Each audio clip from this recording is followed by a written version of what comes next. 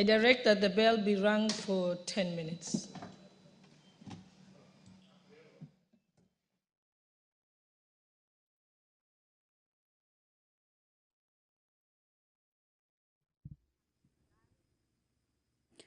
Well, from the screens, it is clear that the House has not yet attained the required number of members present in the House. That is at the commencement of House business.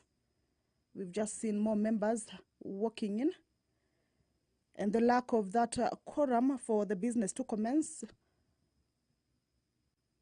is what we have heard from the speaker, indicating that the bell be rung for 10 minutes. This is the quorum bell, and this is as provided for in the House Standing Order 34.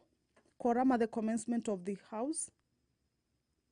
That is a quorum of the House shall be 50 members.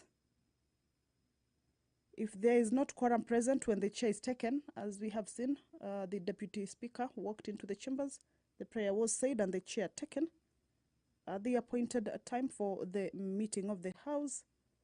Immediately after saying of the prayer, the Speaker shall order the bell be rung for 10 minutes.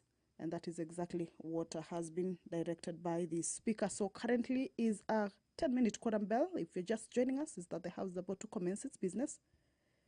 The chair has already been taken. However, the quorum has not been raised. Of course, that is the entrance into the chamber. And we're expecting to see more members making their way inside, at least to enable the House raise that required quorum, of course, for it to be able to commence its business. Remember, if that quorum is not achieved at the expiration of the 10 minutes, the Speaker may direct that the bell be rung for a further 5 minutes. And if there is still no quorum present, then the Speaker shall adjourn the House forthwith to the next sitting. So this is a countdown to the 10-minute quorum bell. If that quorum will not have been achieved, raises that quorum. You will recall that in the Tuesday afternoon, business was adjourned earlier than was with regards to considerations on the Social Protection Bill, a bill originating from the National Assembly and a bill sponsored by the leader of the majority party. And this morning, it is part of the business that is taking precedence in the order of business as the members convene. The leader of the majority will be seeking to have this particular business exempted from the Standing Order number 40 part 3. Being a Wednesday morning, that is a day allocated for business other than that which is sponsored by the majority or minority party, or business sponsored by a committee, and this business is sponsored by the leader of the majority. Resumption on this particular business follows that interrupted bit that was experienced on the Tuesday afternoon sitting. Members were about to commence debate on this bill after it had been moved and seconded. The principal object of this bill is to reduce poverty and vulnerability and improve the well-being of people by providing assistance, services and programs that build human capital, as well as cushion people against risks and contingencies throughout their lifestyle. This is a bill that touches on matters of social protection with regards to reducing poverty and vulnerability and improving the well-being of people by providing assistance, services, and programs that build human capital. So this is a business that is lined up for consideration this morning. Members will get an opportunity to weigh in on the contents of this bill. It's a bill that provides for the establishment of the National Board of Social Protection and defines its composition, functions, powers, and its sources of funds,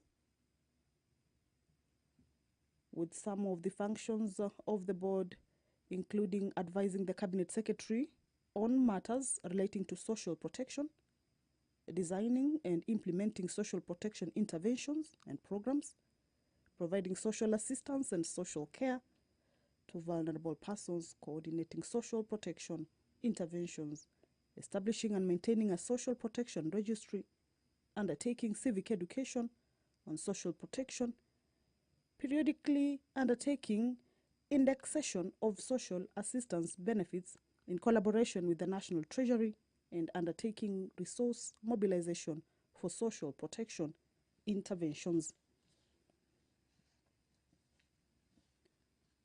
So those are some of the contents of the details of the bill, or what the bill targets to achieve at the end of the day.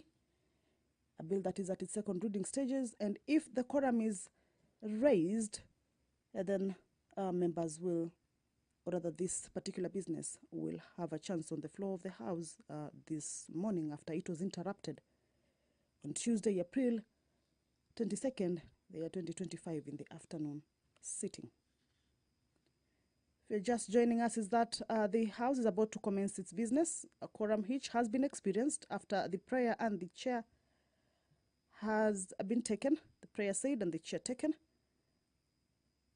Pursuant to provisions of Standing Order 34, quorum at the commencement of the House shall be 50. However, on the count of those inside the House, at the time the chair was taken, the quorum had not been achieved. That particular number was not present. Hence, the quorum bell that is currently on. We have seen members walk into the chamber. We are yet to find out, of course, from the Sergeant at Arms as well as the clerk, maybe if that quorum has so far been achieved. But remember, it's a 10-minute quorum bell. At the lapse of it, we shall have another 5-minute quorum bell. That is, if that quorum will not have been achieved by then. And then the business of the day will commence if the quorum is raised. Back to the business that the members will be transacting this morning, a motion on the implementation of the universal health coverage and of a policy on mandatory use of public health care facilities by public officers. A bill moved by the Honorable Sabina Chege. This is a bill, or rather this is a motion that is lined up for consideration, coming up for consideration this morning.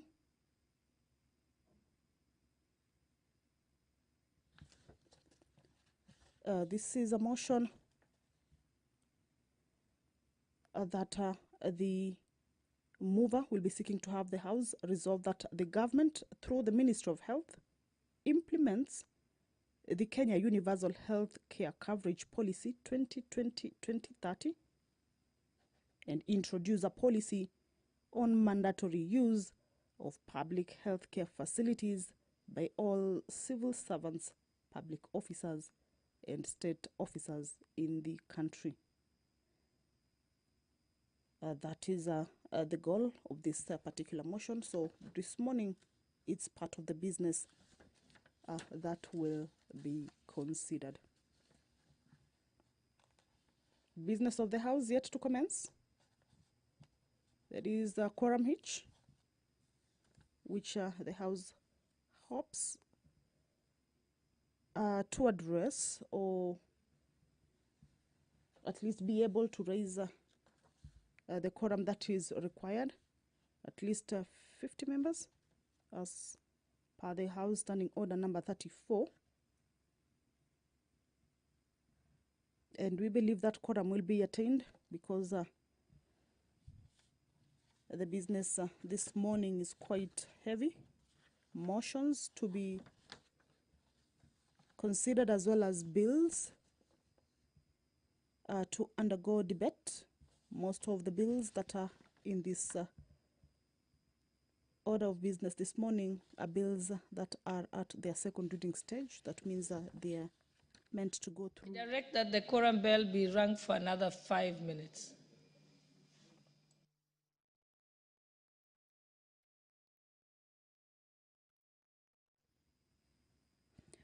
Well, again, we have heard it from the Speaker, directing that the quorum bell continue for a further 5 minutes. That means the House has failed to raise that quorum at the first shot of 10 minutes.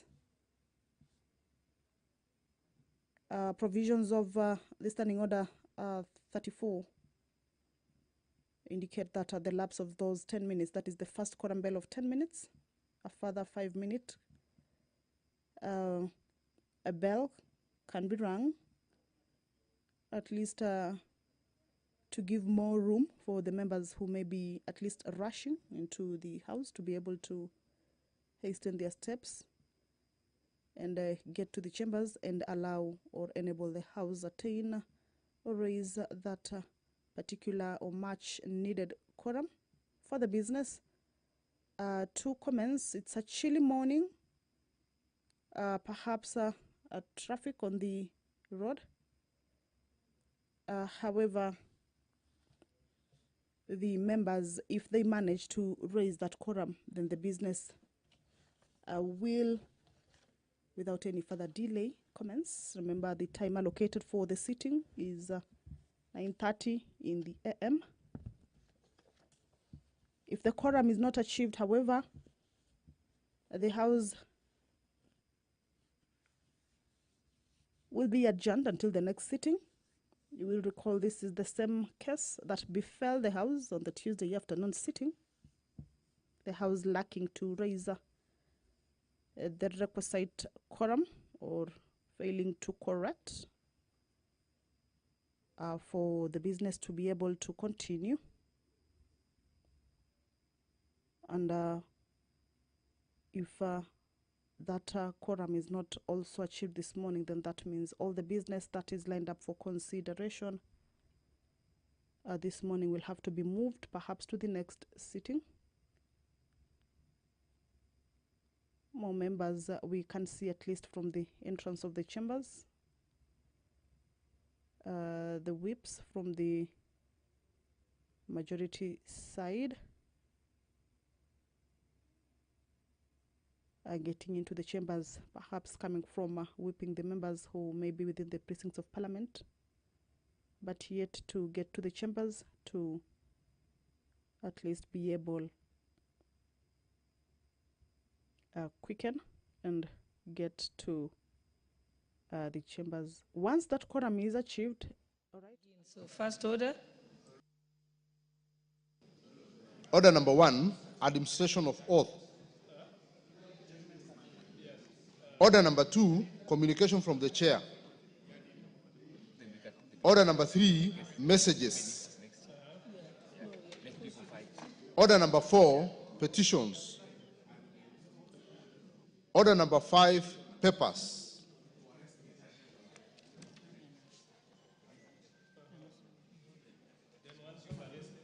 Thank you very much, Honorable Speaker. Honorable Speaker, I beg to lay the following papers on the table of the House today, Wednesday, April 23rd, 2025, in the morning sitting. Reports of the Auditor General of Financial Statements for the year ended 30th June 2024 and the certificates therein in respect of African Union and other international organizations subscription fund. 2, Agri and Cooperative Training and Consultancy Limited. 3, Asset Recovery Agency. 4, Commission on Administrative Justice Staff Mortgage and Car Loan Fund. 5, Credit Guarantee Scheme, the National Treasury. 6, Democratic Party of Kenya. 7, Executive Office of the President. 8, Government Press Fund. 9, Kabete National Polytechnic. 10, Kenya Accounts and Secretaries National Examinations Board Foundation. 11, Kenya Export Promotion and Branding Agency. 12, Kenya Plant Health and Inspectorate Services. 13, Kenya Water Towers Agency. 14, Kenya Wildlife Service. 15, Kisii National Polytechnic.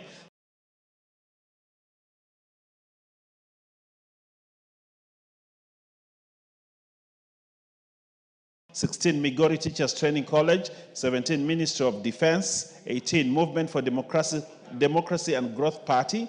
19, National 20, Privatization Authority Mortgage Car Loan Scheme Fund. 21, State House. 22, Tanathi Water Works Development Agency. 23, Technical University of Mombasa Enterprises Limited. 24, the Commission on Administrative Justice. 25, Tourism Research Institute. And 26, Unclaimed Financial Assets Authority. Honorable Speaker, I beg to lay.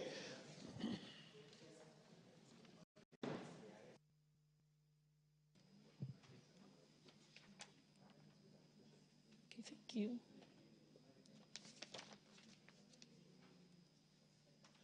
Okay, I think we have another paper. Okay, I think we have another paper. The chairperson for the Departmental Committee on Social Protection.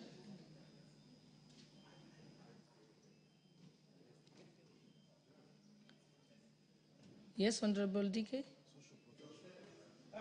No statements yet. We are at papers. So there's the chairperson on the Departmental Committee on Social Protection. Thank you, Madam Speaker. Madam Speaker, I beg to lay the following paper on the table of the House today, Wednesday, 23rd April 2025. Report of the Departmental Committee on Social Protection on its consideration of the Social Protection Bill, National Assembly Bill number 12 of 2025. I beg to lay. Thank you, Madam Speaker. Okay, thank you. Next order. Order number 6, notices of motion. Order number 7, questions and statements.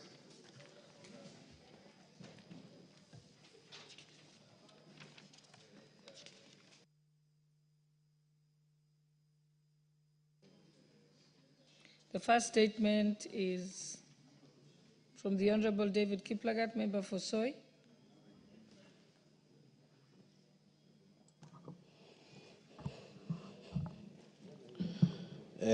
Thank you, Madam Speaker.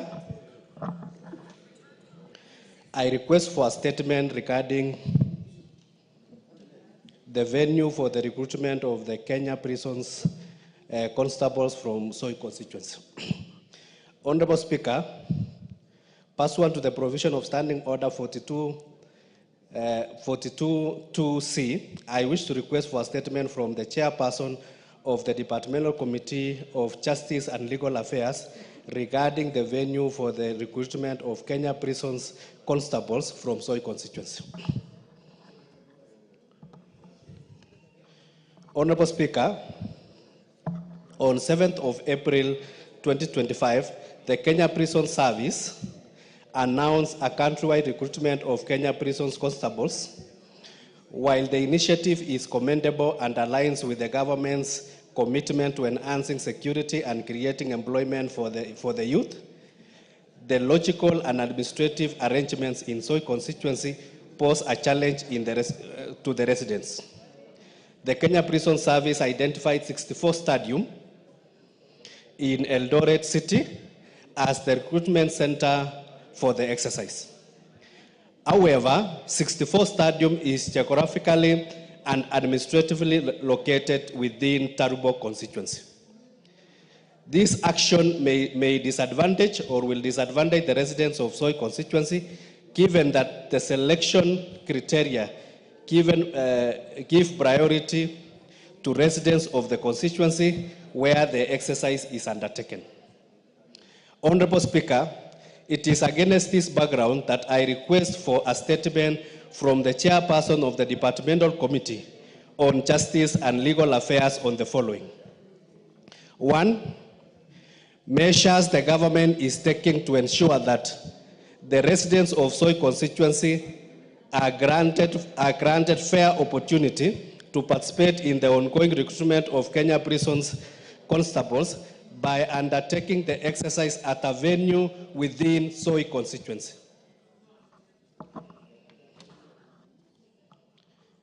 2, a report on the circumstances surrounding the selection of 64 Stadium in Tarubo constituency as the venue for the recruitment of Kenya Prison Service officers from the Soy constituency. And lastly, steps taken by the selection panel prior to publishing the advertisement, including providing evidence on the public participation and engagement within the with the stakeholders, if any. I thank you, Honorable Madam Speaker. Thank you. Can I elaborate? Sorry? No. You've made your state. Because the Justice and Legal Affairs Committee, I think the response is supposed to be by you. Yes, Honorable DK. Point of order, as the chair responds in when do we get the statement, something to note is that the recruitment will be done on 30th April 2025. So it is on Wednesday, and this is something that is we all dear as Soy constituency. We don't lack venues where that exercise is going to be held. The venues for police military has been held in Siwa Sirikwa Chepkigen grounds. We don't know under which guidance did the prisons take it to Tarbo constituency instead of Soy constituency. So as they respond, time is of essence. Thank you. Thank you very much, Madam Speaker. Yeah, this is a very urgent statement that needs to be provided before the 30th. But the only other and reasonable available time would be Tuesday, the 29th, because that's the next sitting after tomorrow. We need a little time to take it, to transmit it to the relevant department of the ministry, and then we get a response. In fact, I'll do it directly, even as Parliament does it. I'll take a screenshot of it and send to the two persons who should be preparing a response. Yes, Honorable Pukasa, what's your point of order?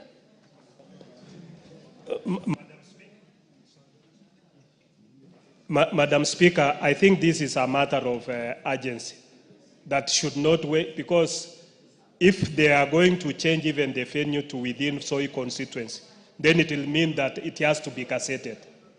So I think it is something that should be taken urgently, because it is actually quite unfair that you can put a recruitment center in a different constituency to disadvantage the people of Soy. So I think the members should be assisted, and I would urge the Chair, Chailak, that if this can be transmitted even today, and he gives a response tomorrow afternoon, so that the cassettement of the new venue for the people of Soy can be done even by Monday or Tuesday, to allow them to participate without being disadvantaged. Yes, Honorable Murugara. We can make an effort, but even the process of relaying the question to the relevant government department will take a bit of time. I'm 100% sure that possibly it's going to reach there this evening, but we will do our best, very best, to ensure that if it can be brought tomorrow afternoon, I will have it. Or it will be held by the leader of majority on my behalf, because I may miss tomorrow's sitting due to a commitment from the government tomorrow. But I'm sending this over straight away to the PS and to the Commissioner General of Prisons, so that we try to fasten the process of getting a response. Thank you. Okay, thank you. I think our next request for a statement is from the Honorable Garrido, member for Igembe Central. Yes, you may proceed, Honorable Garrido. Thank you, Madam Speaker. Request for a statement regarding Ethiopian Airlines ban on Miraa cargo transportation. Honorable Speaker, pursuant to the provision of Standing Order 442C, I rise to request for a statement from the chairperson of the Departmental Committee on Transport and Infrastructure regarding a ban by Ethiopian Airlines on cargo transportation of Miraa. Honorable Speaker, on March 23, 2025, Ethiopian Airlines issued a directive banning Miraa cargo on its flight from Nairobi, citing unspecified security and aircraft safety concerns. This decision has caused significant disruption to the Miraa exchange, particularly affecting key export markets such as Israel and Sierra Leone. Despite confirmation of the ban by Ethiopian Airlines cargo service in Nairobi, the precise nature of the security and safety risk prompting this action remains unclear. Honorable Speaker, given that Ethiopian Airlines is a crucial carrier for export from Kenya, particularly Miraa export, this ban poses a severe threat to the livelihood of farmers and traders, especially in Igembe Central constituency, where Miraa farming is primarily economic activity. The ripple effects of this decision highlights the urgent need for diplomatic intervention to ensure the safety of Kenya airspace safeguard Kenya's mineral trend, and explore alternative market opportunities in regions such as Djibouti, Mozambique, and Somalia to ensure a sustainable solution to protect the economic stability of mineral-dependent communities. Honorable Speaker, it's against this background that I seek a statement from the chairperson of the Departmental Committee on Transport and Infrastructure on the following. Circumstances that led to the Ethiopian Airlines ban on mineral cargo on its flight from Nairobi.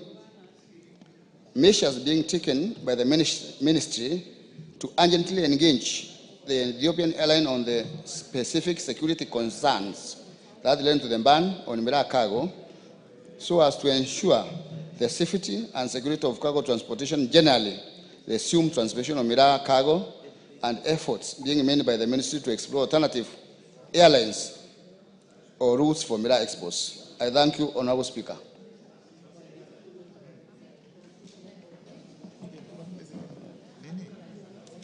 Who is the chairperson for the Departmental Committee on Transport and Infrastructure? Yes. Thank you, Honorable Speaker. We were very, a response second week after recess.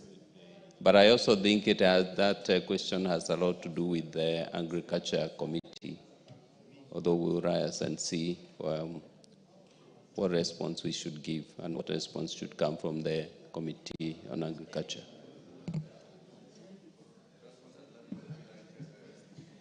But I thought the question, I thought the statement is about the ban by Ethiopian Airways, cargo containing miraa. Is that the issue? So it's not about the plant. That's the issue, but I think the cargo is a major issue, not the... Yes, so cargo is transport. And no, I mean the goods in the aircraft. The goods being transported. Yes, the goods being transported is an agricultural product. Yes. But the issue has got to do with the transportation. It's like when a person is banned That's from why getting onto an airline. Yeah, okay. Thank you. Yeah, so I think that's purely transport, because the rights to land in Kenya, take cargo and so on, solely falls under Kenya Airports Authority, which is... I totally agree with you, Honorable Speaker, okay. And that's why I said we will see what input the Agriculture Committee will give to that response, to enrich our response. Okay. No, I think that's purely on your shoulders, I think. Thank you. Yes. Yes, Chairperson Agriculture, I can see you want to say something. Thank you, Honorable Speaker. Honorable Speaker, I am actually surprised that the chairman of Transport is trying to push them back to Agriculture Committee when we are talking about transportation of goods that are already finished and packaged for market.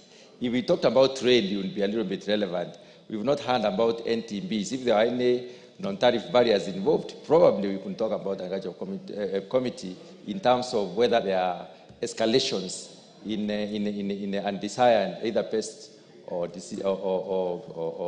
pesticides or any other chemicals that may be in terms of the exceeding levels. Thank you. All right, we'll wait until 2 weeks after recess from the Transport Committee. Yes, Honorable Wanyonyi. Madam Speaker, I'm also equally perplexed because we're trying to have the East African countries together, working as a bloc. And this kind of thing, I think the Transport Department here should be able to take it urgently. If there's an issue to do with whatever sector there is, but they should actually bring it before this. Because we are talking about East Africa community, and we depend on each other in terms of creating jobs and even businesses. So I think the Transport Department should be able to take this urgently and see where it comes in. It should not suggest that actually it's agriculture.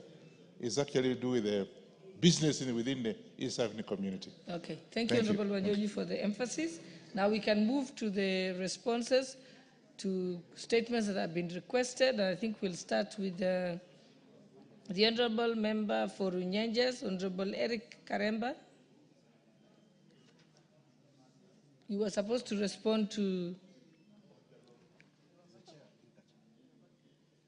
Oh, yes, sorry, the question was yours, but it's the Chair Agriculture who's supposed to respond, yes. Chairperson, Agriculture and Livestock Committee, Honorable Mutunga, you have a response? Honorable Speaker, I do not have a response with me right now, but I can get it in the course of the morning.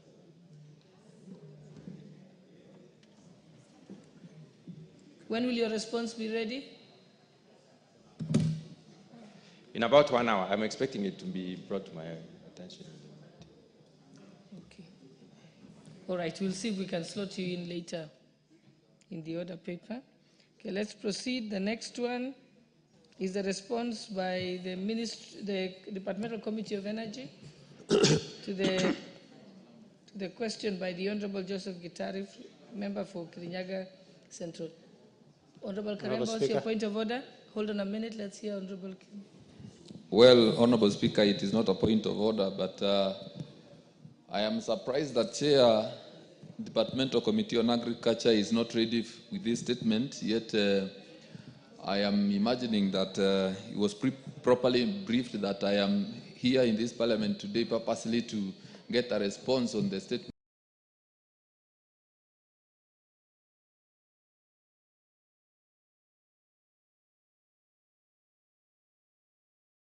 that I had raised. Honorable Chair, that makes me wonder whether indeed the Chair is keen to have the matter addressed, because it is not actually an issue to do with me as a person, but the issue to do with my people. No, I think he's just said it's a bit delayed, and he has said it will come in an hour. So let's give him that 1 hour. Thank you. All right, proceed. Chairperson, Energy Committee. Thank you, Honorable Speaker. This is a request for response to a statement regarding the status of electricity projects in Kirinyaga County before the Departmental Committee on Energy. Honorable Speaker, reference is made to the letter reference that is given there, which is dated 1st April 2025 by Member of Parliament Kirinyaga Central, Honorable Joseph Gashoki, who requested our committee to look into the statement regarding the status of electricity project in Kirinyaga County. Honorable Speaker, following that letter, Honorable Speaker, the following are the submissions as requested. Question number 1 sought to get the status of various schemes in Kirinyaga County. The project listed in the request for statement are part of the current last mile project under European Investment Bank, French Development Agency, and the European Union funding secured by Government of Kenya for electrification of various parts of the country. Honorable Speaker, the first table gives 12 projects which were listed, starting with Kariko, which is a REREC, and it is an award called INOI, and the funding, the last column indicates who are the funders, and that is the European Investment Bank. And they go all the way down to the last one is Career Village and Career Factory in award called Kerugoya and funded by European Investment Bank. Further, to ensure universal access to electricity is achieved, the ministry through REREC has been implementing public facilities and transform maximization project in all the 4 constituencies in Kirinyaga County. Specifically, in the last 2 financial years, that is 2023-24, 24-25, REREC has invested 197.17 million in the county for implementation of various programs and projects.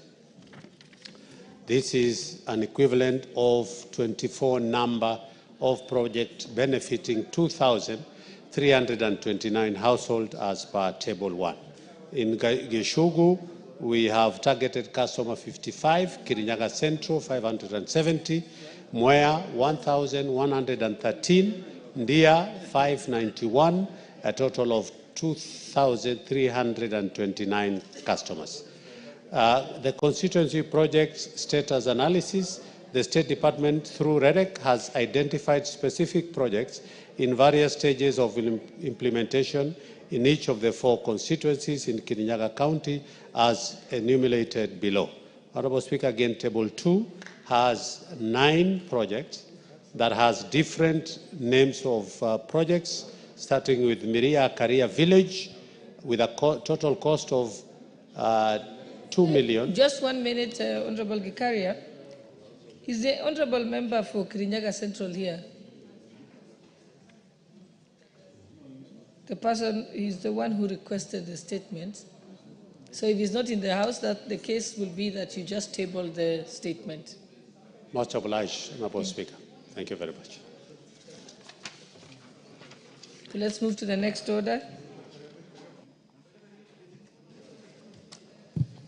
Order number 8, procedural motion, exemption of business from provision of Standing Order 43.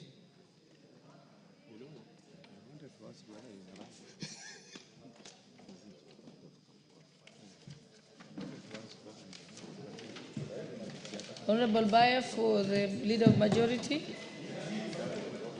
Thank you, Honorable Speaker. Honorable Speaker, I beg to move the procedural motion on exemption of business from the provision of Standing Order 43.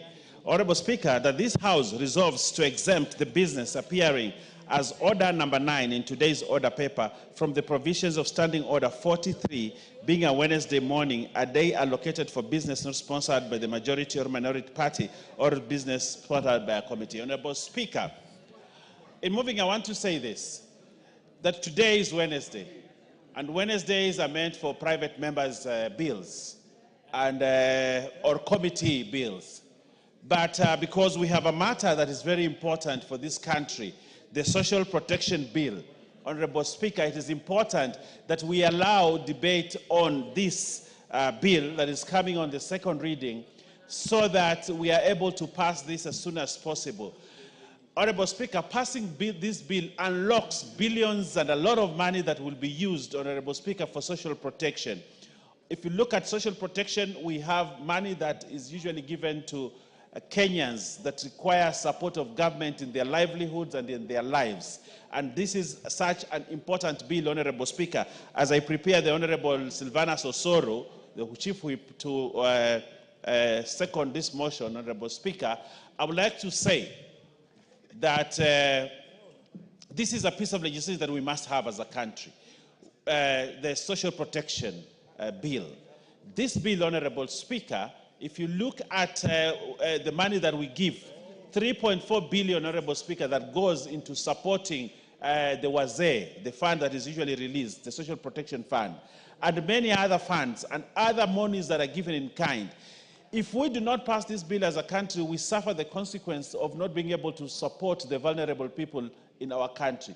And therefore, it is important that this Wednesday today, we debate this bill and pass it at second reading so that, Honorable Speaker, we unlock the billions of funds that may come from our friends, our donors, and partners who want to support the vulnerable. I can see the Honorable Member for Nakuru looking at me.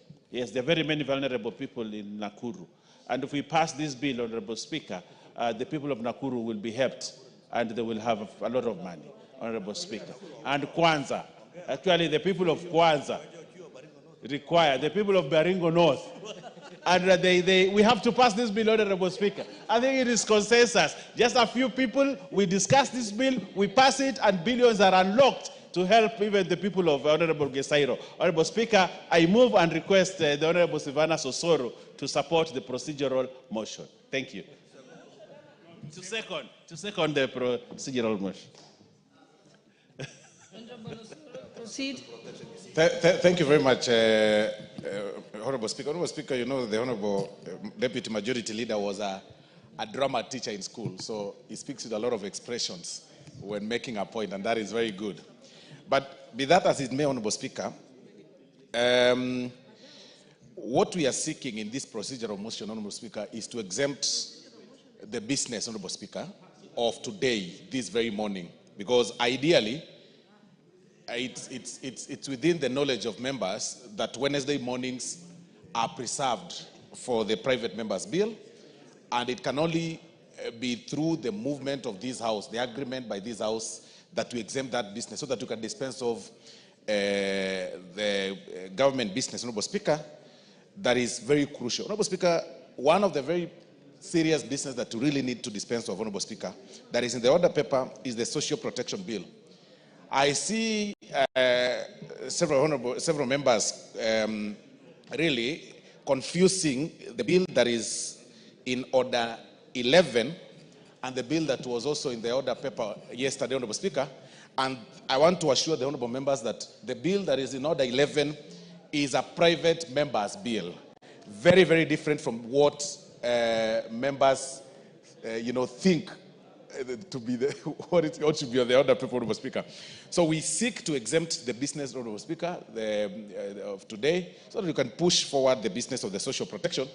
But, Honorable Speaker, I was surprised when Honorable Owen said that the reason why we are pushing for the social protection bill is to support people like the honorable member for Kwanza.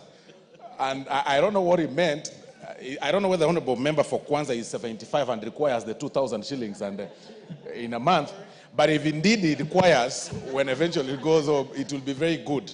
So, and he should have mentioned the other members, the Honorable Yusuf, the honorable member for Kwanza, and several others, Honorable Speaker, who was 75, Honorable Speaker, and above. And with that, Honorable Speaker, I beg to second. And Honorable Moroto, too.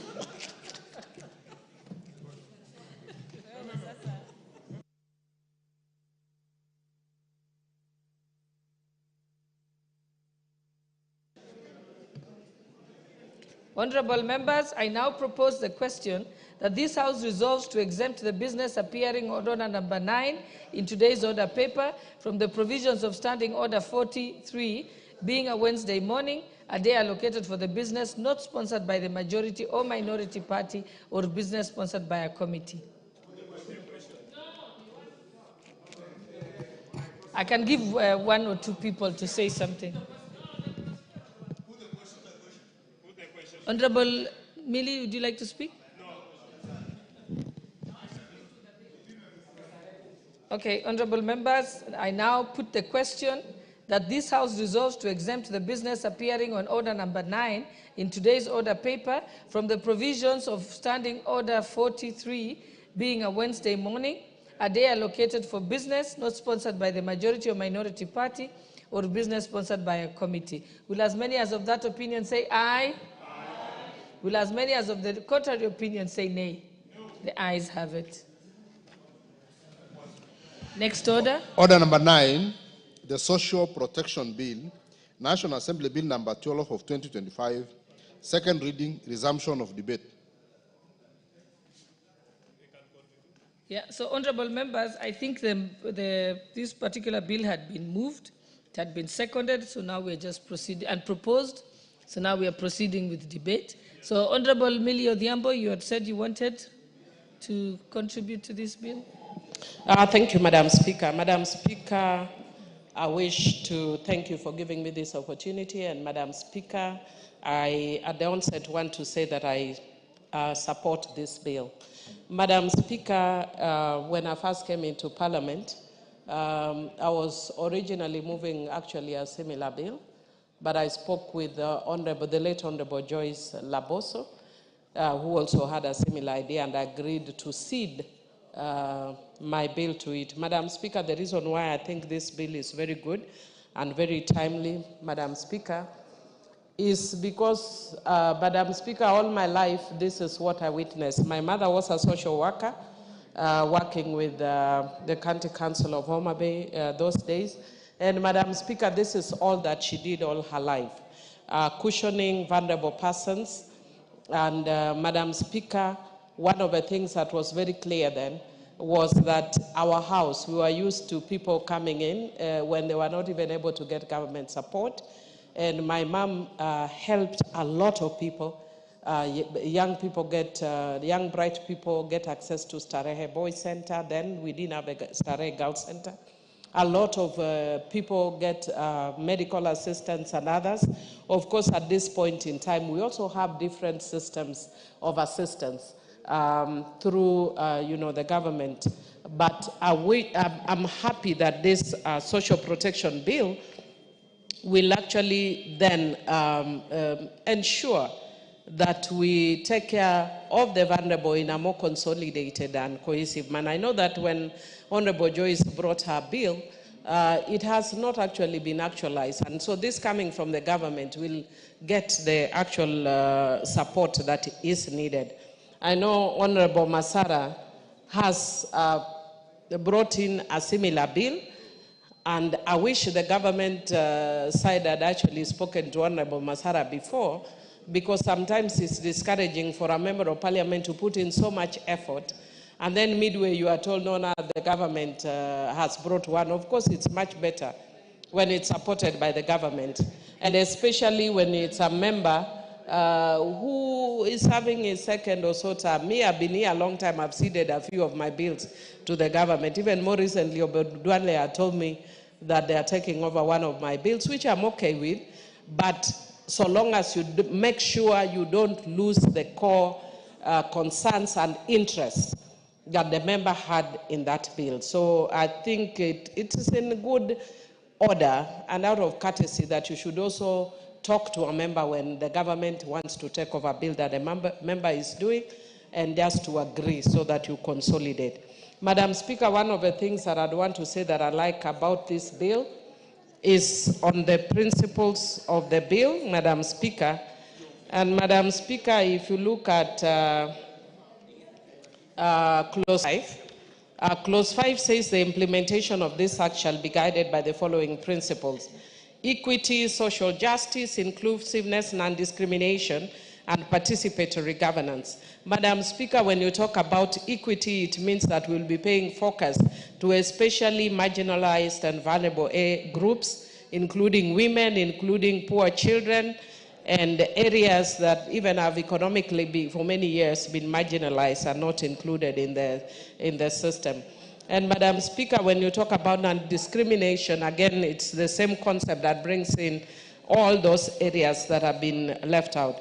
Madam Speaker, I'm also happy that the other principle that is raised in the bill is promotion of a rights-based approach to the delivery of social protection interventions. And Madam Speaker, when you are talking about a rights-based approach, Madam Speaker, it is an approach that ensures that there is participation by the public, and that there's a component of accountability, and where people are not happy, that there is a process of an appeal system where you can actually raise concerns where the process is not done well. Madam Speaker, it also talks about adequacy, accessibility, and sustainability of social protection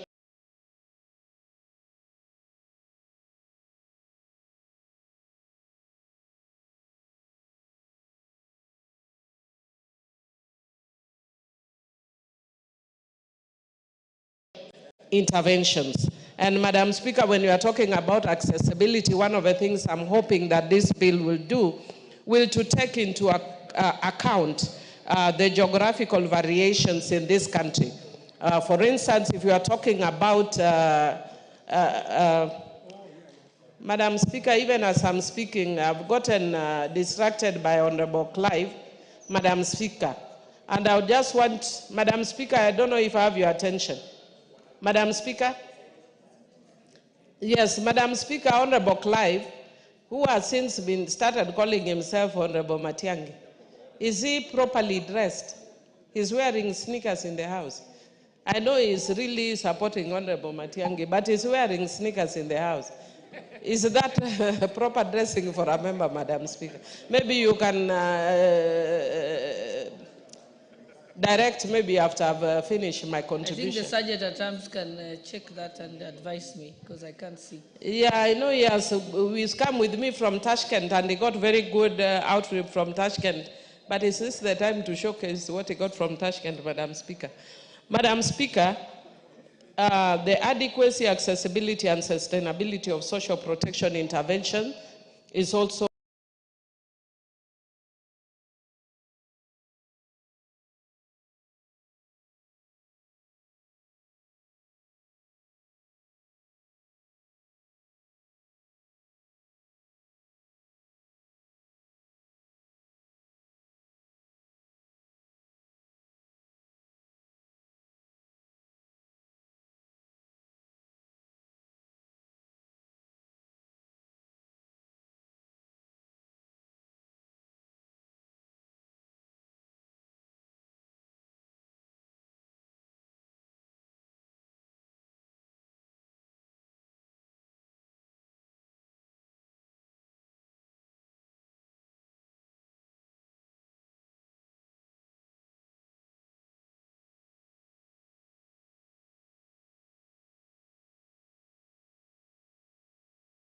so important.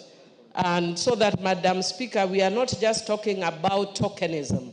So, and then we feel that we have actually supported our vulnerable. Madam Speaker, I want to give an example of what I saw one time in my constituency. Madam Speaker, why this bill is important. One time when I was going around and I went to this community, and this lady... What's your point of order, Honorable Osoro?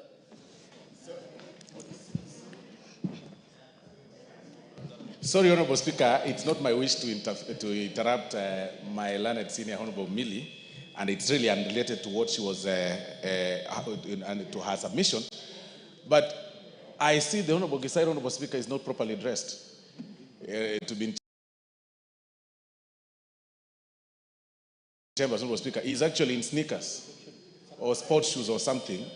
Honorable Osoro, I already ruled on that. I've asked that the Sergeant at Arms looks at it, checks if he's properly dressed, but and advises he's still seated, because he's not within my eye view. So the Sergeant at Arms is going to advise me shortly. Let's proceed, Honorable Millie. Thank you, Madam Speaker. Madam Speaker, I'd already actually raised the issue because I know Honorable Clive wants to show that he's come back from Tashkent, Uzbekistan. I was with him, so I know he has really got some really nice outfits, and he said that he would be using them maybe to to welcome Matiang'i, but the welcome is done. So just now, dressed properly for Parliament. But Madam Speaker, I was just saying, I was giving an example that when I went to my constituency, Madam Speaker, and one of the women who came to me, the public actually asked me to assist this woman, and when she came to me, she literally pulled her dress up, her blouse up, before the public. And she had a terrible breast, which was oozing with pus. And it's one of the things that I've just seen on textbooks, Madam Speaker. And Madam Speaker, unfortunately, what Kenyans know now is that social protection has become almost a sole mandate of elected leaders. When I go to the constituency as a member of parliament, when other members of parliament got down to seek support, to seek to do their representation role, we are added other roles, which include social protection. And Madam Speaker, that is why sometimes I get amazed when you hear people who are elitists, who are divorced from realities of the ground, saying how CDF should be removed, Madam Speaker. Even though CDF focuses not on social protection but infrastructure, it has actually ameliorated some of the challenges and pressures that were put on members of parliament. And one of those issues that are placed on members of parliament right now is the issue of social protection. Madam Speaker, I recently started my PhD studies, and I seek to add on challenging some age-old held theories, including separation of powers. Madam Speaker, a very good concept that talks about the role of an MP being legislative, representative, and representation, but forgets the reality on the ground, that when I go to the ground, the public knows that that is, by the way, it's not my main role.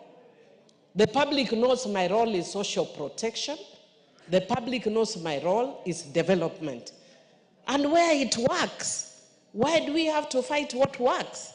If we see a system that is working, must we remain true to something that was developed in 18-something by somebody who didn't know my village, Kolokanyala, in Rusinga Island, who doesn't know those realities? And Madam Speaker, we now also have scholars, we have intellectuals who can also come with beautiful theories. And I'm one of such intellectuals who will come with theories that will either improve Montesquieu's theory or will overthrow Montesquieu's theory. It will take 20 years or so, but I'm saying that out of Africa, something beautiful is happening. And that something beautiful is a different model of development that ensures infrastructure is coming up, that accelerates infrastructure. Because our core area of accountability is through election. You don't do work for members of the public, they throw you out. Who wants to be thrown out? So, Madam Speaker, we have to reconceptualize how we think. And one of the things that this would help before it completely overwhelms MPs is the issue of social protection. Madam Speaker, we provide for people with medical needs. We provide for bereavement.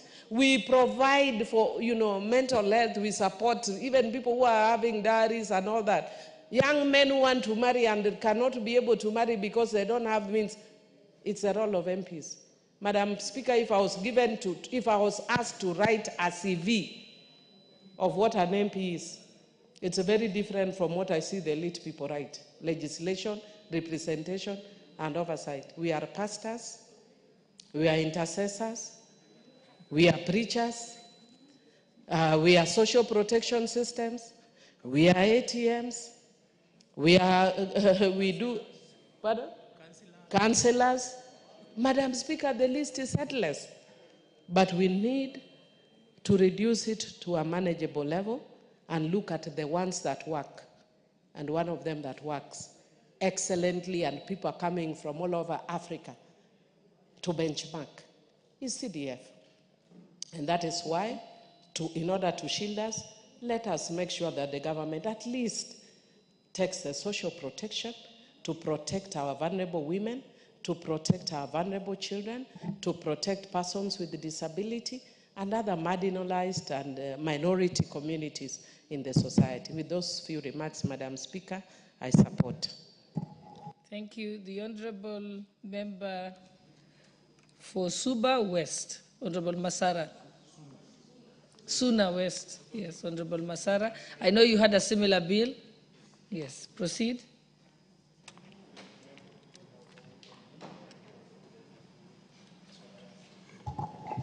Thank you so much, Madam Speaker. Madam Speaker, I think our gods are with us because in this parliament, we are going to pass a bill which is going to help so many people. I want this house to also remember the late Honorable Laboso, Joyce, because her, with the assistance of Honorable Meli, who also assisted me to draft the bill, and I'm copying her. She's doing her PhD on the same line. I'm also a student of PhD on the same line. And we are talking about this particular bill. The Social Protection Bill, Madam Speaker, is a very important bill.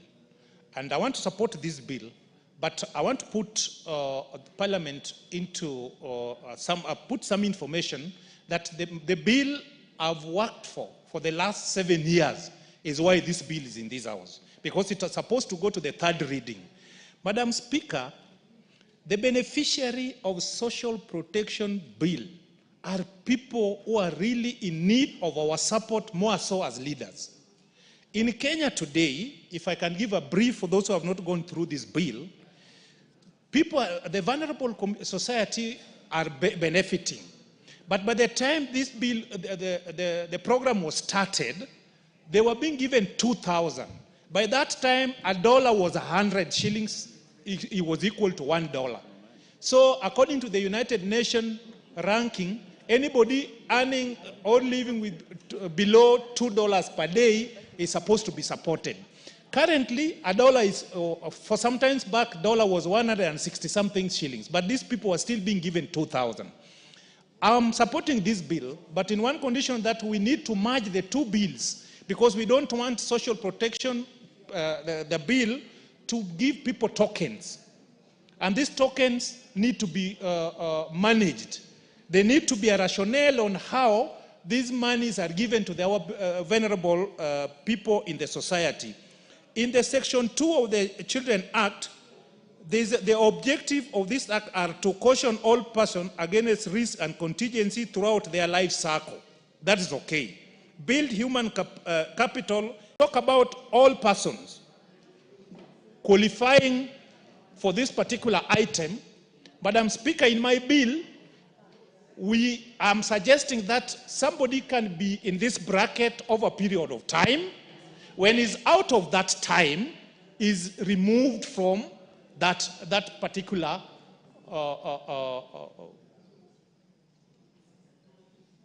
support. But this one is talking of all persons. So as I support this bill, I'll talk with most of our members and the leadership of Parliament so that we can bring them together. We come up with a legislation which is progressive, which will go for a longer period of time, but as well helping the needy people. Madam Speaker, the CDF now, we have a provision of supporting these vulnerable people through pay health, NHIF, the previous scheme. Now it is SHA. When this bill is implemented, the county government also will be given opportunity to... What's your point of order, Honorable Otiende? Thank you, Madam Speaker. Madam Speaker, I seek your direction on a standing order number 1 on a very simple matter. I'm listening to Honorable Masara support the bill, but he's also asking you to direct that his own bill be brought forth so that the bills can be considered together. It sounds to me, Madam Speaker, as if then Honorable Masara is not actually supporting this bill, because procedurally, as I understand it, usually in such circumstances, then both bills would usually be referred to the relevant committee to rationalize and consolidate and then present. So, Madam Speaker, is it in order for Honorable Masara to be asking you to refer his own bill to the House while also supporting a separate bill? Madam Speaker, I seek your direction. I think I was letting him ventilate, but I think eventually what it comes to is that at the time when we have the committee of the whole, he'll probably be able to move some amendments or suggest amendments to it. That's how it came to me. That there are some aspects, the bills are similar, but there are some aspects that are not incorporated in this current bill that are in your bill. Yes. So I was going to get there, but I think we can proceed. Thank you, my senior and speaker. Both of you are learned friends. I'm learning a lot from you. And I don't want to add or remove anything from what you have said. I'll just proceed. And thank you so much for the support you have given me. You know, this bill, getting a bill to reach third reading in this house is a real problem. Madam Speaker, I started that my bill in my first term, first month in Parliament. We ended up finishing the 12th Parliament without concluding it.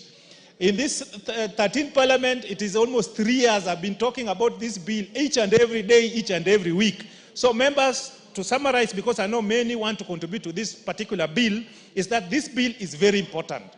And it is important, but mine is more important because it's a progressive one. Therefore, if we want to solve a gap which was there in the previous bill, because the previous bill which was sponsored in this house by the late Honorable Joyce Laboso was very good, but it was never implemented.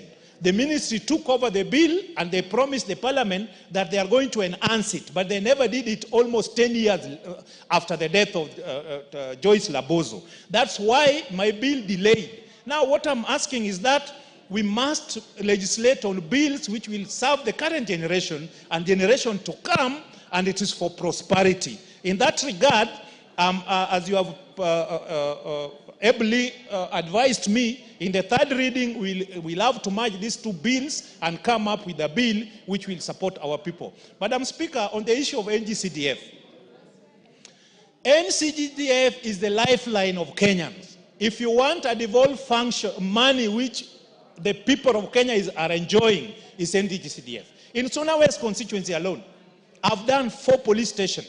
I've done 4 ACC's offices. I've done the ACC office. I've done anti-stock theft. I've built 27 new schools and 4 new girls' secondary schools using CDF. 1,200 people who are enjoying the insurance cover, NHIF, using NCDF money. 500 students are fully sponsored in Suna West using NGCDF money. Madam Speaker, we can kill any other fund, but we need to increase allocation for NGCDF, and it should be timely. The first allocation which the Treasury need to do is NCDF, even before paying salary. NCDF should be released because it reaches to all the 290 constituencies in Kenya are enjoying the fruits of NGCDF. Madam Speaker, having said that, as a country, we need to put our priority right. And as a researcher, I know when you have operated with an item for over 10 years, we need to relook into our constitution so that where the drafters erred or where our gap can be corrected so that Kenyan people can enjoy. I'm an aspirant I'm going to be a governor of Migori in 2027. But the truth of the matter is, as it stands, the people cannot enjoy the fruits of devolution. Many people died, including Dr. Odhiambo. But now their families and generation are not enjoying the fruits of devolution because of the gaps in the constitution. Madam Speaker, you remember I'm the last mayor of Migori. I operated with the Local Government Act, Cap 264. Okay, you can have, let's give him a minute. Thank you, Madam Speaker. You know, there are very few mayors in this town. His Lordship, the mayor. I'm very few, like now I'm the only one here. If you can look, the money, the project we started with the Latif, which was only 57 million per municipality. They are the project now, the county, especially on the health sectors. All the health centers started by Municipal Council of Migori are the ones still existing today. Therefore, Madam Speaker, as we move on, as we legislate, let us not also introspect ourselves on what must be done so that the Kenyan population can enjoy the fruits of paying their taxes. Thank you, Madam Speaker. Thank you, Member for Endebess. And members who want to contribute to this, please press the intervention button. Thank you, Madam Speaker. Madam Speaker, I stand to support the Social Protection Bill, National Assembly Bill number 12 of 2025. Honorable Speaker, this is a very crucial bill. And as you are aware, social protection deals with the most vulnerable members of the society, where it has several pillars. Among them is where they are able to give money to the elderly. I know Majority Whip was referring to my neighbor, Honorable Ferdinand Wanyonye, being elderly, but he's not elderly. Honorable Ferdinand is a young man. And when I was growing up, I saw him fighting with Norway, Kesa Makalanganga, very hard, and he's still very energetic and going very strong. So he's not elderly. And I'm being told by the women rep for Kericho that he married a second wife the other day. So he's still young.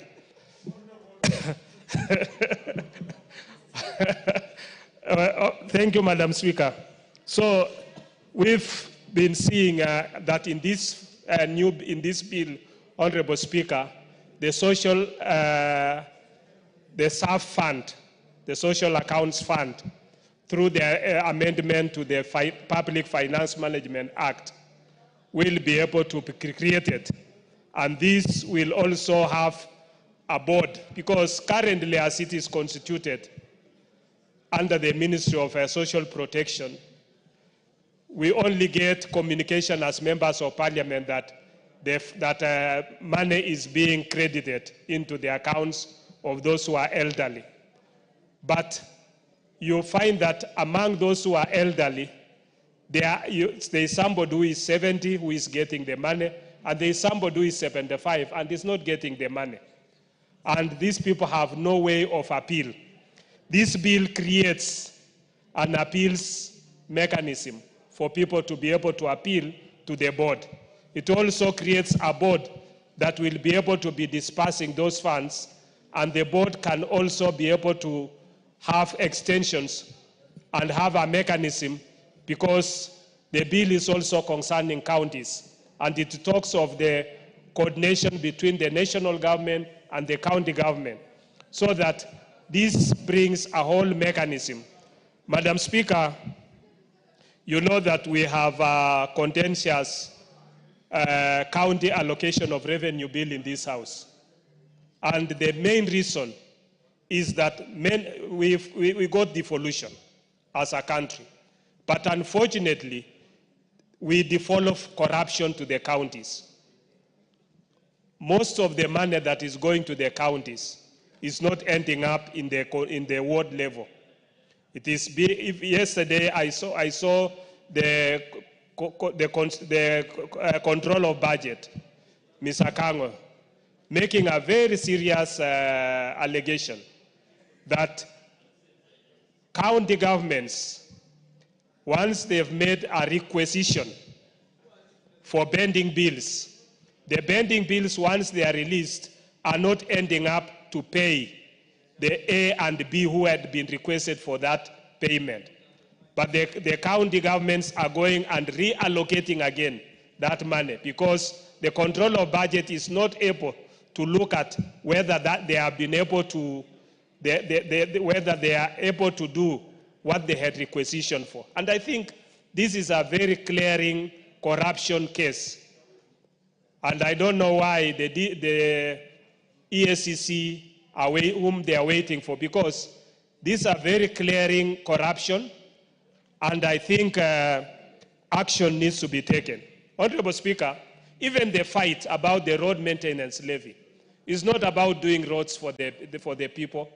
We've seen what Kura has done. We've seen what Kera has done. In the constituency, once Kera has done the road, you will find that counties want to come and even put a board into that road saying it has been done by the county government. And the money that was supposed to do that road disappears. So the fight is not about doing the roads.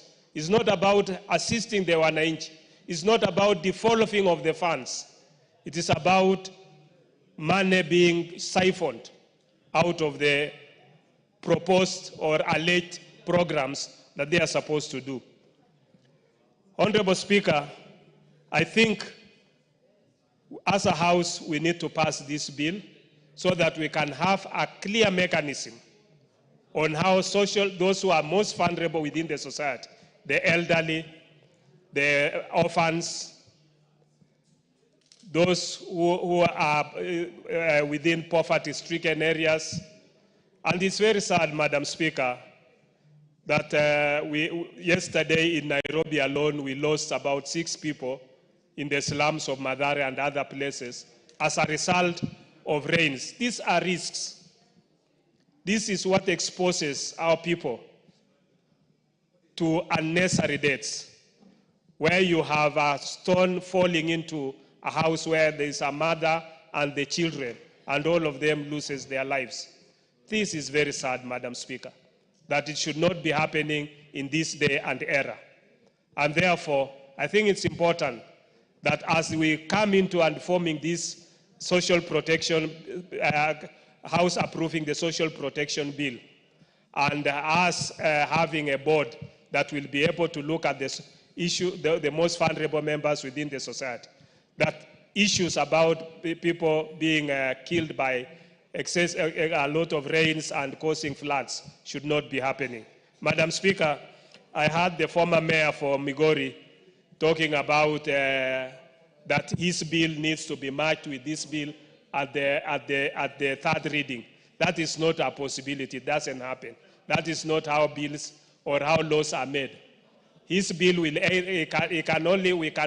since we have this bill, I think the most sensible thing would be for him to make his amendments and put into, because this is a government bill, put his amendments into this government bill, bring his amendments, then we can reject his bill, and so that we can have only one bill that will address this. We should not be having a duplication, then later on we are not able to do it in a proper way. So since this is a bill that is sponsored by the majority, we should be able to, even our own standing orders gives it that the majority or a bill sponsored by government has priority of a bill that is sponsored by the member. And therefore, this is a bill that is now going through the second reading. We'll be able to pass it. Then once we pass as a House, and because it's a priority, we can go to the committee of the whole House, pass this bill, it goes to the Senate, and the Senate can also fast track it so that it becomes a law. With those few remarks, Honorable Speaker, I want to support this bill and hope that we can be able to fast track it and make it necessary for Kenyans to be able to enjoy social protection. Thank you, Madam Speaker. The Honorable Member for Kericho County, Honorable Beatrice Kemei.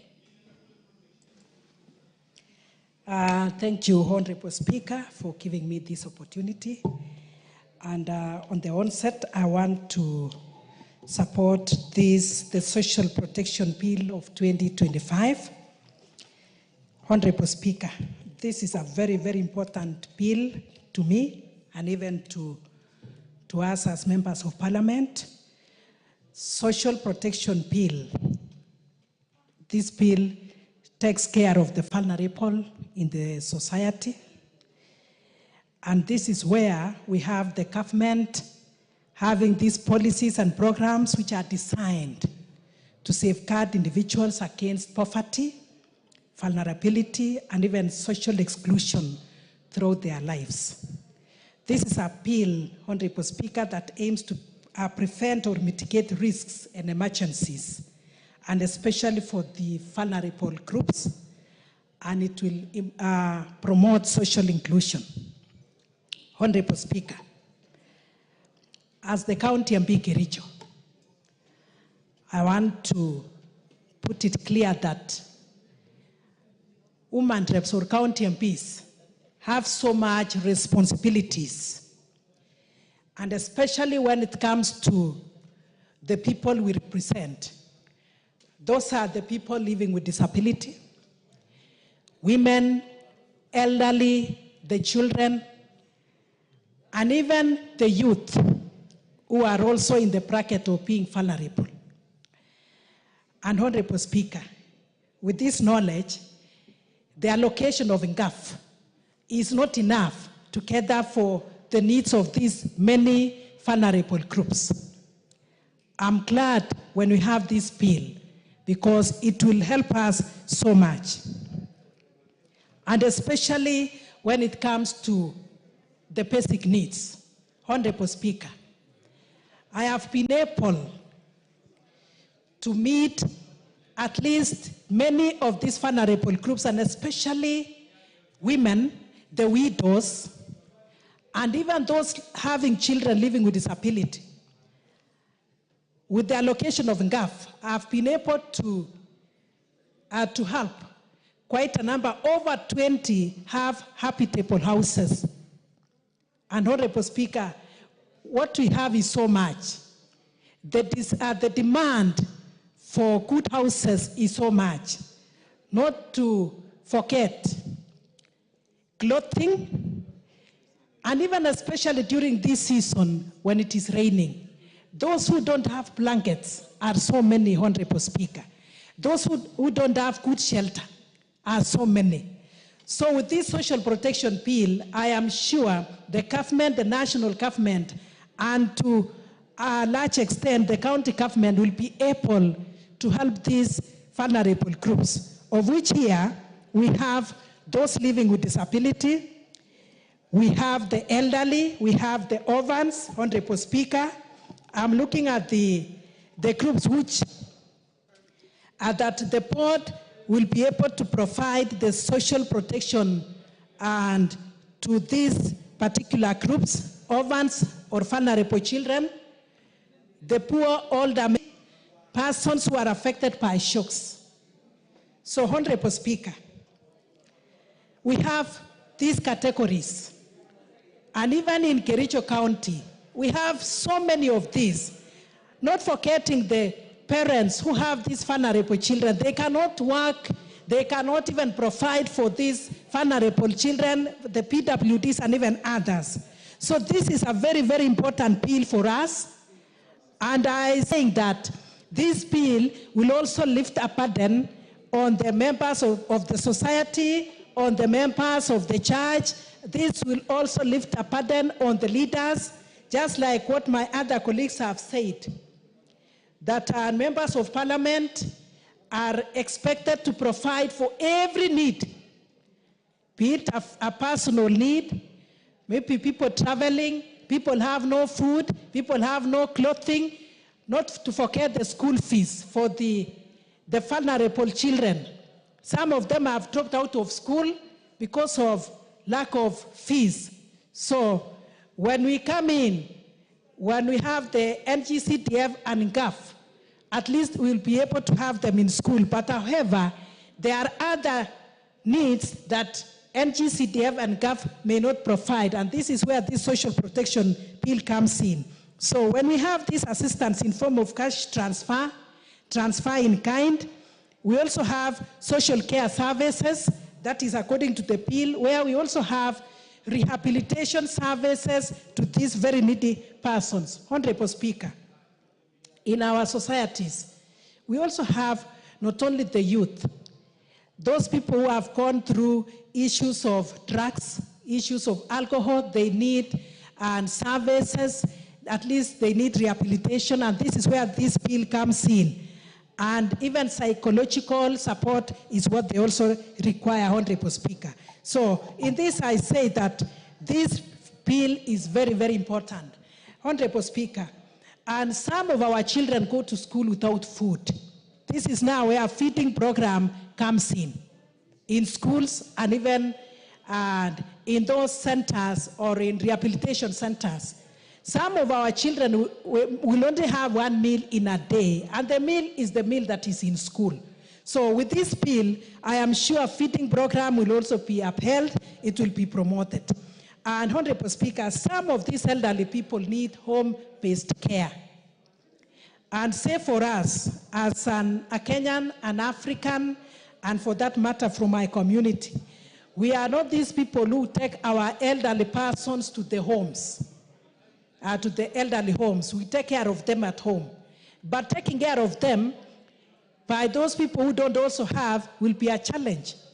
So even with this cash transfer of 2,000, it is not enough for these elderly people. But when we have this bill, I am sure other factors considered, they will have more of this money and they'll have more of the resources that they require, and even transfer in kind.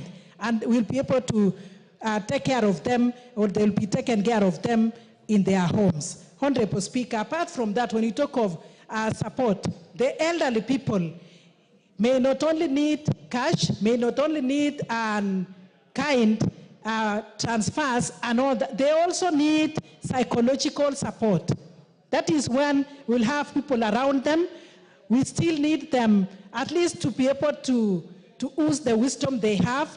This is now where this bill also comes in very, very important. Honorable Speaker, looking at the work of the county, and we have in this bill that in the administration and provision of social protection, the county government will have to implement national government policies on social protection through county-specific legislation and strategies.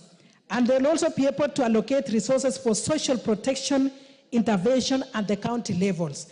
Not to forget that the registry, they'll have to develop a registry for social protection. This is now when we'll be able to know how many in every county, how many of these categories do we have, and how many will be assisted or will actually benefit from this. And without this bill, Honorable Speaker, the county government may not be able to allocate the resources that is required. But as we have this bill, the county government, in collaboration with the national government, will be able to reach even with those ones in the deepest parts of our counties, Honorable Speaker. And especially this time, Honorable Speaker, some of our elderly people and even the vulnerable may not be able to have food. Even with the subsidized fertilizers, some of them may not be able to plant.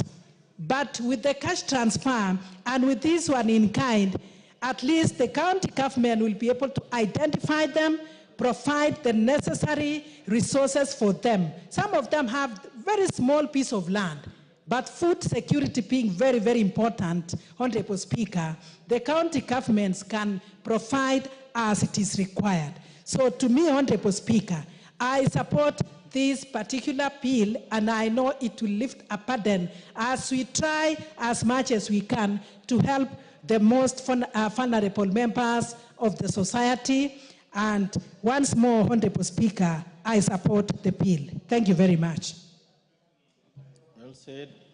The member for Marsabit. Thank you very much, Honorable Speaker, for giving me this opportunity to add my voice.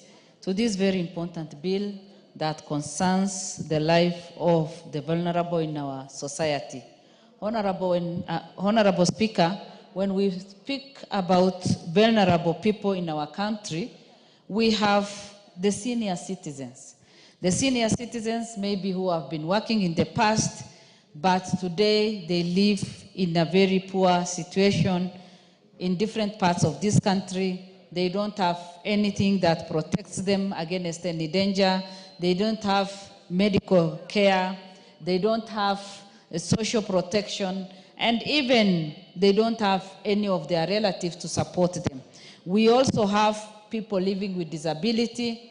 In most of the parts in this country, people living with disability have been disadvantaged in many ways.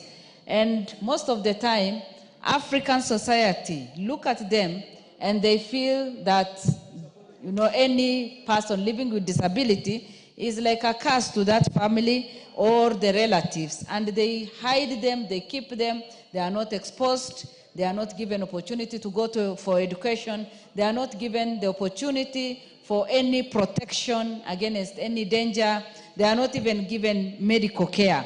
And they end up suffering. Honorable Speaker, in addition to that, we have orphans. Children who have been orphaned and they have no parent to take care of them. And most of the time, even their relatives take advantage and they end up mistreating them.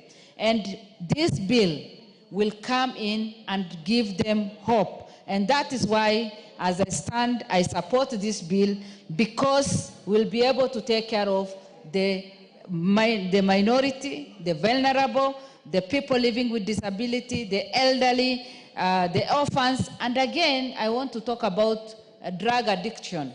Drug addiction in our country is getting out of hand. Our young people, out of frustration, many of them have gone into drug addiction, and many of them are in need of going to rehabilitation centers. Honorable Speaker, as a country, we need to plan for them.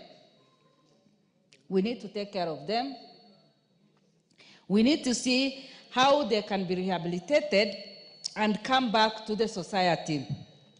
The parents of those who are drug addicted are suffering because they have no way to help them. And if this bill can also put into place how they can be assisted, that can really help. Honorable Speaker, another category of the vulnerable in our society is the people living with HIV/AIDS.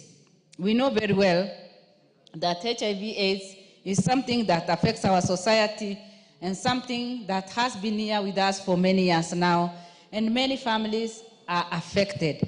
And these are the vulnerables in our society that need serious attention. And this social protection bill will help all the people that are in need of the government support in every part of the country. And then we will be able, even for us as members of parliament, then we'll be able to know our needy people and support them through this bill. Honorable Speaker, we need to have serious data of all the categories that I have mentioned. And unless we have the data, we will not be able to take care of all the vulnerable people in our society. Simply because, like where I come from, we have people living in different parts of that country, Marsabit, and the distance between the headquarters and where the people are living is quite long, and we may not be able to know. So it is good for the government to take serious, to give serious attention in collecting the data of the vulnerable in every part of this country.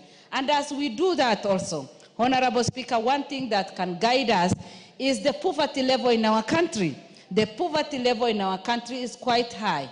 For example, Kenya as a country, over 39% live below the poverty level. Honorable Speaker, 40%, 39.6% is quite high. And to make the matters worse, the vulnerable in our societies are nowhere, and we have not given them much attention in the past. The 2,000 that the elderly people are given will not be able even to buy them medication. Like when you consider the poverty level, the county that I come from, Marsabit, it's at 66 point something %, meaning that many people are living in that very poor situation. And when this social protection bill will come into place, then we'll be able to trace all of them where they are and give them the necessary support. Honorable Speaker, there is another challenge that I want to bring out as we register our people, and especially for those people who come from the border counties, like my county. Our people don't have the IDs. I thank the President who has now said that the IDs should be given without any serious vetting. Honorable Speaker, we have elderly people of over 70 years old who do not have IDs, and yet their children are graduates, their children have gone to universities, their children are working in Kenya, and yet they have been denied. So as we push for this bill, I want to also request the government to make sure that the elderly in our country, the elderly people in our country, and especially counties like Marsabit County, which is at the border, should be given special priority for people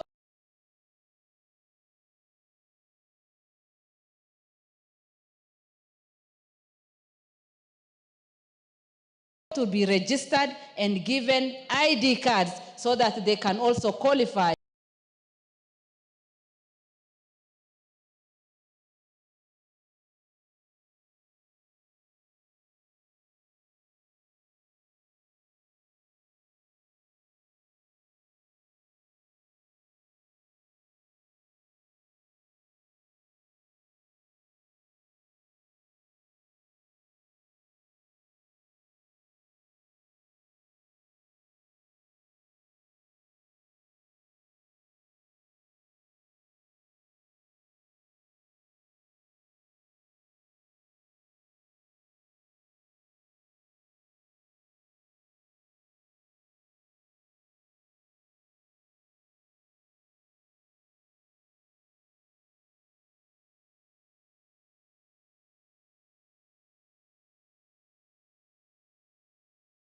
government is to create awareness. Government is to create awareness of the bills or their human rights, so that people at the village level, then they'll be able to know what belongs to them and be able to demand for them.